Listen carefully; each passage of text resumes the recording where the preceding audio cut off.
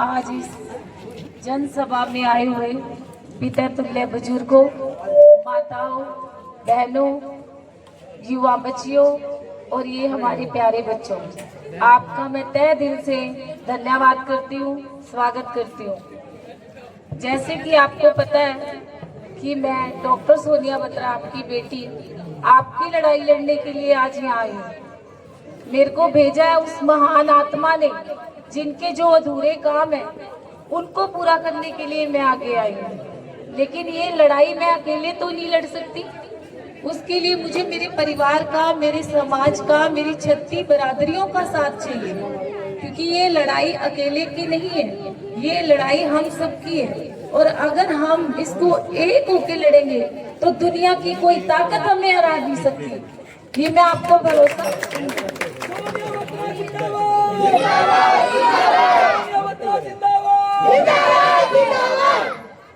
कभी आपको ये फील नहीं हुआ, एहसास नहीं हुआ कि हमें 2 भागों में बांट दिया गया? आपको ये तो पता है कि लाइन के उस पार और इस पार दोनों में अंतर है। हम सांस लेते हैं, ये उनको नहीं पता है कि यहाँ भी लोग रहते हैं, यहाँ भी लोग जिंदा हैं। इनकी जो मूलभूत आवश्यकताएं हैं, जो सिर्फ जीने के लिए बहुत जरूरी है, वो तक हमारे तक नहीं पहुंचती, क्योंकि उसके कहीं ना कहीं जिम्मेवार हम खुद हैं। हम अपना कीमती वोट उनको देते हैं और वो उसी का गलत इस्तेमाल करके हम पे ही उसका वार करते हैं। कभी आप ये सोचो कि सारी सुविधाएं लाइन के उस पार तो है, पर इस पार क्यों नहीं है? कभी आप बैठ के इस चीज को समझो। ये जो पीड़ा आपकी है, ये मेरी खुद भी है, मैं भी इसी परिवार का हिस्सा हूँ। पानी मेरे यहाँ भी नहीं आता, बिजली की समस्या मेरे यहाँ भी है, तो ये पीड़ा आपकी मेरे से बेहतर कौन जान सकता है? वो जो एसी में सोते रहते हैं या लाइन के इस पार जो पूरी रात हाथ से पंखा करते रहते हैं, उन्हीं में से मैं भी आपकी एक बेटी हूँ। मैं तो सिर्फ आपसे यही कहूंगी, ये आखिरी मौका है। ये आखिरी मौका अगर हम सब ने खो दिया तो मुझे ये लगता है कि ये समय फिर दोबारा नहीं आएगा। अगर आज डॉक्टर सोनिया बत्रा, आपकी बेटी, हिम्मत करके आपके बीच में खड़ी है, तो मैं तो आपसे कहूंगी, मेरे कंधे से कंधा मिला के अगर आप खड़े होते हो तो ये बेटी कभी आपका सिर झुकने नहीं देगी।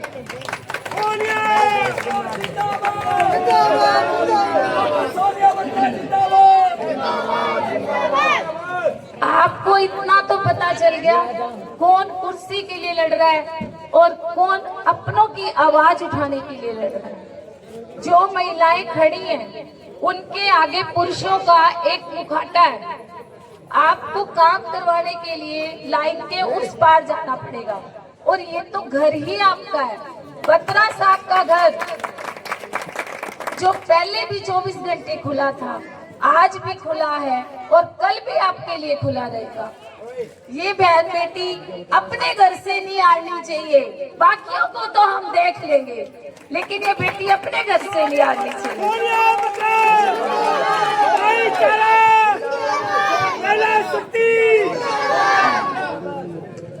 आप मुझे एक बात बताइए, अगर उन दोनों कैंडिडेट को और मेरे को, तीनों को एक मंच पे बिठाया जाए तो जनता का क्या फैसला होगा? क्योंकि उनको जो निर्णय लेने हैं, अगर उनको कोई निर्णय लेने हैं तो उनको पूछना पड़ेगा, लेकिन यहाँ निर्णय मैंने लेना है, अपनी नारी शक्ति के लिए लेना है, अपने समाज के लिए लेना है। ना मैं किसी के दबाव में काम करूंगी और ना ही किसी से पूछूंगी, सीधा आगे जाने का काम करूंगी।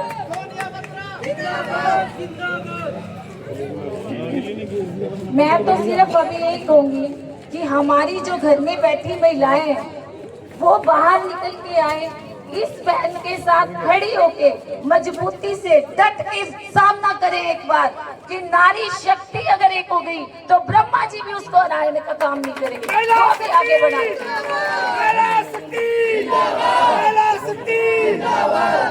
मेरे जो मेन मुद्दे हैं, जिस विजन के साथ मैं बढ़ रही हूँ, वो है यहाँ का विकास। क्या आपको लगता है इतने सालों से कुछ हुआ है यहाँ पे? पहले भी तो वोट देते आ रहे थे आप, पहले भी तो चेयरमैन बन रहे थे, तो अब तक काम क्यों नहीं हुआ? किसी का ध्यान यहाँ क्यों नहीं पड़ा? आज क्यों इतने बड़े बड़े नेताओं को यहाँ बुलाना पड़ रहा है? क्यों? क्योंकि भाजपा को डर है।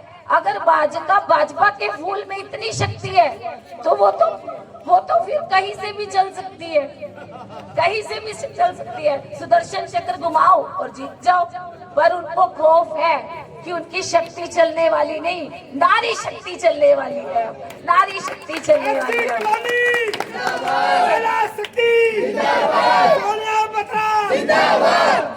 आपको नहीं लगता ये जो हमारी जरूरतें हैं पानी बिजली की, उन पे हमारा अधिकार है? अगर आज हम ये मौका चूक गए तो ये मौका फिर कभी मेरे जीते जी तो नहीं आएगा, बिल्कुल भी नहीं आएगा। और कुछ लोग जो ये अफवाह फैलाते हैं ये दिल्ली चली जाएगी, अरे मूर्खों, दिल्ली तो मैं छोड़ के आई हूँ, दिल में बसने के लिए आई हूँ। और जो दिल में बस जाते हैं वो दिल्ली नहीं जाया करते, दिलों में राज करते हैं। मेरी जो ये उकलाना परिवार की बोली वाली जनता है ना, इनको गुमराह करने वाले बहुत सारे लोग आएंगे, लेकिन शायद उनको ये पता नहीं है ये गुमराह होने वाले नहीं है, ये जाग चुके हैं और जनता ही फैसला करेगी नगर पालिका की कुर्सी पे महिला कौन चेयरमैन बनेगी। ये हमारी उकलाना गांव की जनता करेगी। एक और मैं मीडिया के माध्यम से अपील करूंगी, मेरे मीडिया साथी भी पूछते हैं कि मैडम आप लेट क्यों हुए?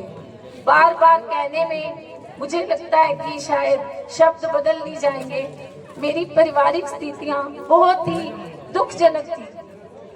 जैसे कि अभी सरदार जी ने बताया, बड़ा कठिन निर्णय था बट जरूरी था, परंतु इतना जरूरी था कि अगर आज मैं नहीं आती तो ये मेरा जो उकलाना परिवार है उनको ये भी भूल जाते कि यहाँ कोई सांस लेता है, यहाँ भी कोई जिंदा है। हम जिंदा हैं, ये हुंकार भरनी है, उनके कानों तक ये आवाज गूंजनी है कि हम जिंदा हैं और सांस लेते हैं और लड़ने की हिम्मत रखते हैं। बाकी तो जनता फैसला करेगी। उन तीनों कैंडिडेट का हमारी निकिता गोयल जी से एक सवाल किया हमारे मीडिया के साथी ने। आज मैं उनकी एक स्पीच सुन रही थी, हमारे मीडिया के साथी ने एक सवाल किया, क्या आप महिला आरक्षण के लिए आई हैं या कैसे आई हैं? हमारी बहन ने जवाब दिया, मैं तो अपने ससुर की वजह से आई हूं। उनको आपसे कोई मतलब नहीं है, उनको आरक्षण से मतलब नहीं है, विकास से मतलब नहीं है, उनको अपनी सत्ता से मतलब है, अपने भाजपा के फूल से मतलब है और उनको किसी चीज से मतलब नहीं है। ये जिद है कुर्सी की, ये जिद है सत्ता की, ये जिद है फूल खिलाने की, जो अब तो नहीं खिल सकता। अब तो देर हो गई, अब तो महिला शक्ति आगे आएगी और ये बताएगी सोनिया जी हम तुम्हारे साथ हैं, आगे बढ़ो। और मेरी बहनों, अब बैठना नहीं है, अब जागने का टाइम आ गया है। और अगर अब आप नहीं जागे तो मेरी बहनों, माताओं, भाइयों, पिता तुल्य बुजुर्गों, सवेरा हमारे लिए कभी नहीं होगा। बहन बेटी फिर भी आपके बीच में रहेगी, पर दुख जरूर होगा कि अगर ये मौका आपने अपने पास रखा होता तो किसी की हिम्मत नहीं थी, आपका कोई काम रुक जाता। क्योंकि आपकी बहन बेटी आपके घर की ही है। वो पीड़ा, वो जो सुविधाएं मुझे भी नहीं मिलती है, तो वो कहते हैं ना, जिस तन लागे पीड़ पड़ाई, ये आपने सुना है ना? तो ये दर्द है हमारा, जो तन लागे सो तन जाने, कौन जाने पीड़ पड़ाई। तो ये पीड़ा भी हमारी है, दवाई भी हम लाएंगे और उस जख्म को सुखा के भी हम दिखाएंगे। नारी शक्ति जिंदाबाद, नारी शक्ति। मैं तो ये कहूंगी हमारी एफसी कॉलोनी को कि ये भाईचारे का इलेक्शन है, सारे मिल के लड़ेंगे तो हमारी लड़ाई मुश्किल नहीं है, जीत मुश्किल नहीं है, नगर पालिका तक पहुंचना मुश्किल नहीं है, लेकिन उसके लिए हमारा संगठन, हमारा भाईचारा एक होके अगर खड़ा हो गया तो फिर तो मुझे लगता है हमें नगर पालिका की कुर्सी तक बैठने से कोई नहीं रोक सकता। ये इलेक्शन सोनिया का नहीं है, अबे कलोनी वासियों का है इलेक्शन ये। और एक बात है, बेटी तो अगर मायके में आ जाए ना तो ताऊ बुआ ये सब दे के भेजते हैं बेटी को, तो आज बेटी खाली नहीं जाएगी। आज बेटी नहीं जाओगी। हमारे गांव वाले तो इतना मान सम्मान बेटी को देते हैं कि ससुराल में डंका बजता है कि बेटी मायके से आई है। तो अब तो दो घरों की बेटी है, बहू की भी इज्जत है और बेटी की भी इज्जत है, तो दोनों परिवारों की इज्जत आपके हाथ में। मेरे जिंदाबाद बेटे, जिंदाबाद बेटे लो। मेरे ससुराल वाले ये ना कहे कि बेटी बड़े गरूर से गई थी, तेरे को तो तेरे परिवार ने ही हरा दिया। ये काम मत करना इस बेटी के साथ, ये काम मत करना।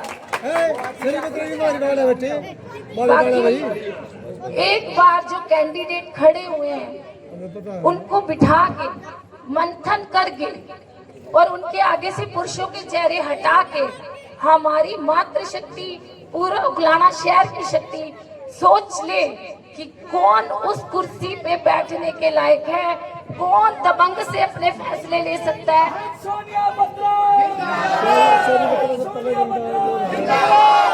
अगर आप मुझे चेयरमैन बनाते हो, मैं आपसे वादा करती हूँ, मुझे किसी नेता से पूछने की जरूरत नहीं है मेरे को काम करना है या नहीं। मैं काम करके दिखाऊंगी कि मैंने तो काम कर दिया।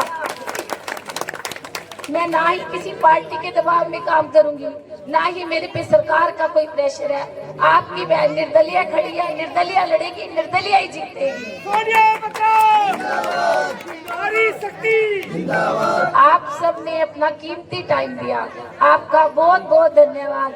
आने वाली 10 मई को वोट की चोट बताएगी कि नगर पालिका की कुर्सी पे कौन महिला चेयरमैन बनेगी। ये 13 मई को आप सबको बताना है उनको कि हमारी बेटी नगर पालिका की चेयरमैन बनेगी, आपकी बेटी नगर पालिका की चेयरमैन बनेगी। आप आए।